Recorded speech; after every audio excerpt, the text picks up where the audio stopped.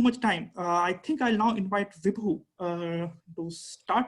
And thanks, Vibhu, for your talk. And yeah, please take us through what businesses are doing these days and how can analytics help businesses and governments. Sure. Thank you, Ashish. So first of all, I would like to thank Ashish and Trinity College for giving me the opportunity to share my views on this pertinent topic, and I think in front of a global audience. So thank you so much for inviting me. So to set the tone, I would like to start with the story of BlueDot, which is a Canada-based artificial intelligence startup, which scans millions of news reports in 65 different languages, along with other relevant data sources, to warn regarding any potential dangerous outbreaks. And some of you would have read that they picked up on a cluster of this unusual pneumonia cases happening around a market in Wuhan, China, and flagged it as a potential outbreak on 31st of December, which was interestingly almost 9 days before the WHO notified the public of a flu-like outbreak in China. This small incident goes on to showcase the power of artificial intelligence and big data to reveal seemingly hidden trends using the vast variety of data and text available in the public domain. And this can be of wide use and help for brands, businesses, and governments alike. So moving on, I would basically like to first spend some time on how analytics and big data is almost directly helping in the fight against COVID-19. And then I would move on to more a industry or a vertical perspective. In the first one, I would basically cover 4 dimensions. The first being surveillance and contact tracing. Second being healthcare applications. Third one being developing innovative testing techniques. And finally, moving to personalized risk categorization. I think this would give us a good view of how analytics and big data can help directly in the fight against COVID-19. So moving to the first one, which is surveillance and contact tracing, there has been some success observed in containment of the pandemic in areas like South Korea and Israel, where technology tracking and contact tracing has been carried out both primarily using smartphones, card transactions, as well as security cameras. In Asia too, applications like Trace Together in Singapore and Arogya Setu in India are being used to locate, test, and potentially isolate the carriers of novel COVID-19 disease. These apps can be really helpful in segregation of localities by their degree of risk and would also prove beneficial for the individuals depending on their movements. So basis this, we can say that analytics would be a strong determinant for scenario planning to answer questions like how many beds might be needed in a particular area or a hospital? How long do we have to go through confinement or lockdown restrictions in a particular place? And let's say, what should be the strategy to start the process of gradual deconfinement in different areas? Just giving a sense of how surveillance and contact tracing can help in the fight against COVID-19. Again, briefly touching on healthcare applications, I think while the use of big data and analytics can definitely speed up research and start to finding a potential cure, I think what it is doing for the moment is identification of possible interactions between virus proteins and existing drugs through the use of techniques like neural networks along with medical science, which is helping in repositioning of some of the existing drugs to at least solve the problem of COVID-19 to a certain extent as an intermediate step as of now. And again, while I'm not an expert in this area, just to give a brief view of how analytics could also help in terms of healthcare applications. Another interesting topic that I wanted to cover was on developing innovative testing techniques. So I think, as all of us are aware, COVID-19 has strained testing capabilities worldwide. There is an urgent need to find economical and scalable ways to test more people. And I think academics from top universities across the world, and I'll take a specific example from India, are working on finding innovative testing methods. One of such techniques is basically non-adaptive pooling, which can test many samples using only a few tests. What is interesting is these are parallel tests rather than sequential binary testing or similar techniques that have been tried in some of the other countries. So just to give the basic idea behind the technique, the way it follows is samples from individual patients are mixed together to form pools. These pools are then tested, and then an undetermined system of linear equations is used to obtain a sparse solution. And this uses data science algorithms like Lasso regression or sparse Bayesian learning to finally obtain individual viral loads. And the coefficient matrices are designed in such a manner so as to take into account practical considerations, have a rich combinatorial structure, which allows for efficient retrieval of the individual test results. And such a technique can be really powerful in countries like India and Brazil, where the pandemic curve is still on the rise and testing resources and capabilities are extremely limited. So just to give an example to show the effectiveness of this, if you have an area with a prevalence rate of almost 2.5%, you would be able to test almost 400 samples using as low as 63 tests. And even with high prevalence rates of almost 10%, which is now being seen in certain areas, you would still be able to test as large as 105 samples using just 45 tests. So again, the objective here was to showcase how different data science algorithms can help in developing innovative testing methods, which can prove really effective in terms of helping countries to use their limited resources and capabilities to test the maximum number of people.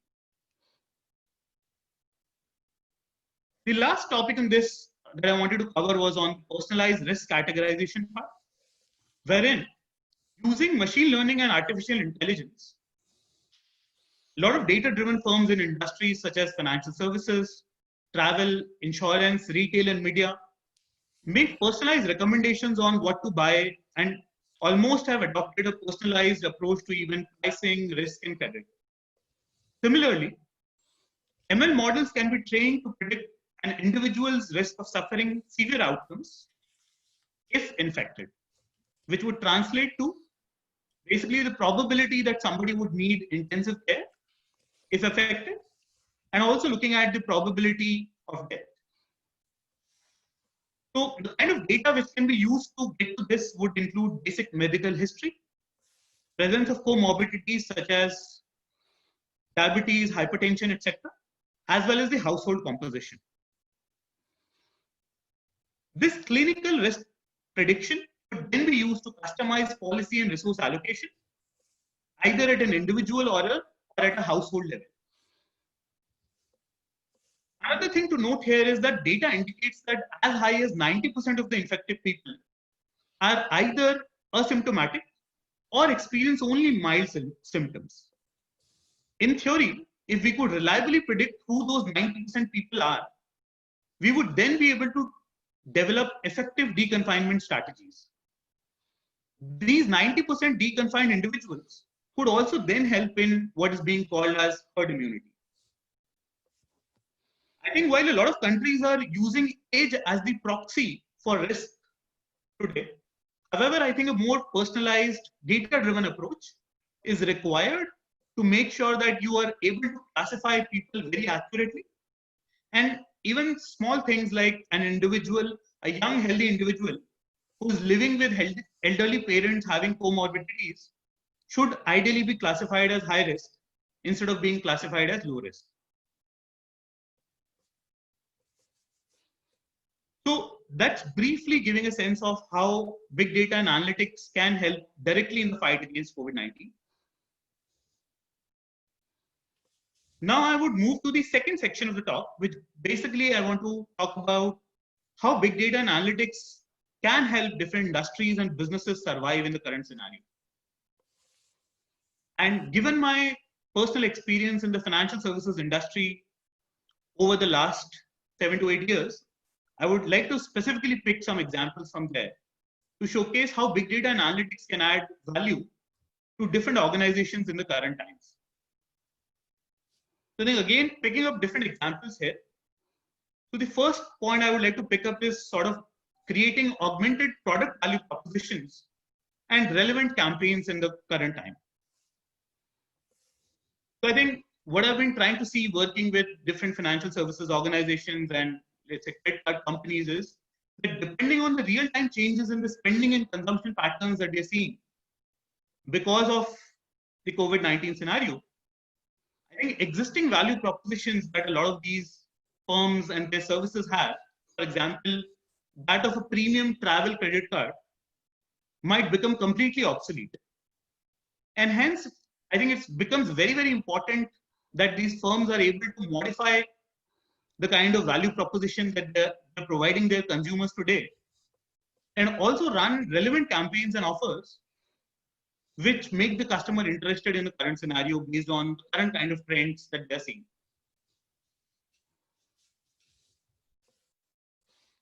Also, I think proactive engagement with high value, high risk customers becomes much more important compared to a business as usual approach.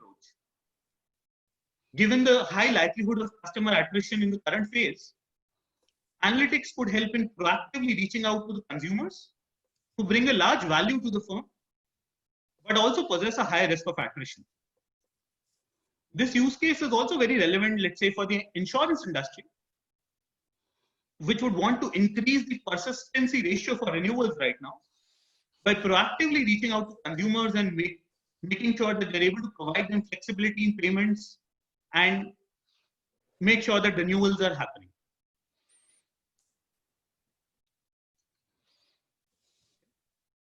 Moving further to the use case of portfolio risk management, I think with an anticipated decrease in the ability to repay loans and corresponding increase in the default rates, a strong data-driven approach to portfolio risk management becomes extremely critical, along with the utilization of macroeconomic scenario analysis. The analytics in this scenario could help in building credit default models specific to the current scenario and looking at the journey of the customer from different default segments to collections, helping them with available options like deferment or moratoriums, etc., being provided so as to manage the overall portfolio risk more effectively.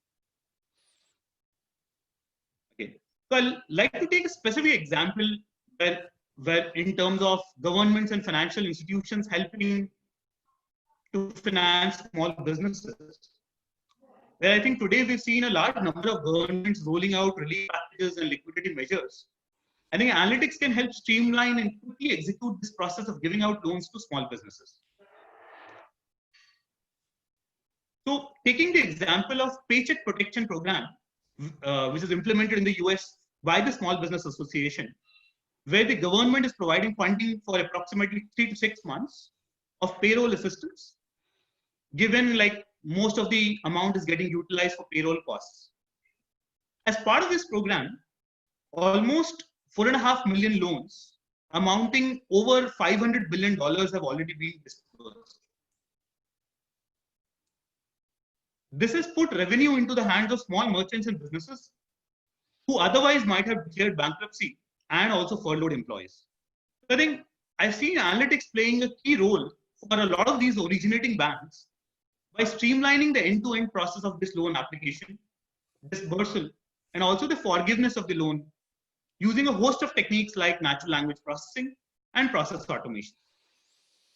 What this has resulted in is swift payouts, helping over 93% of the applicants to get the loans quickly.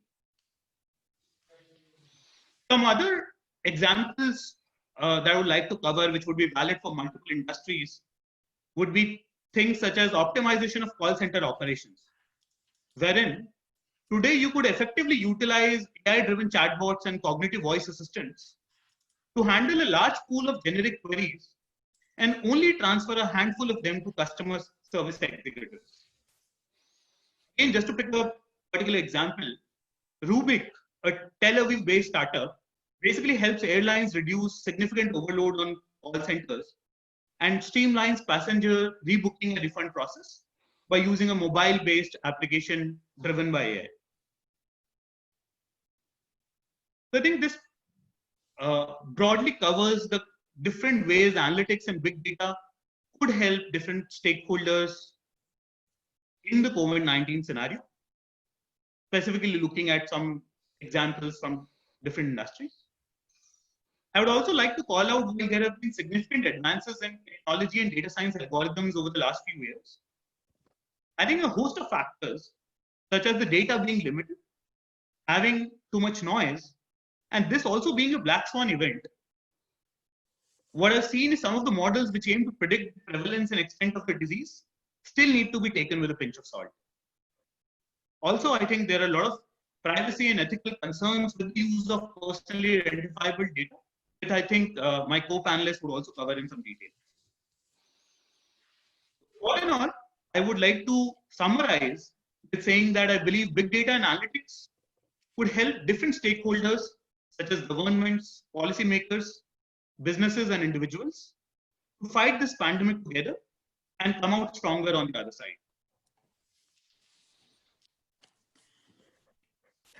Thank you. Thank you, Vibhu, for a very interesting talk. That was fascinating to listen to you and to see how big data and analytics are being found to be useful for different industries, different verticals, and what kind of future we see in analytics. It's needless to say, this is the future from multiple perspectives, and for sure, firms across industries will be using different kinds of algorithms to plan and to approach consumers going ahead. Short statement.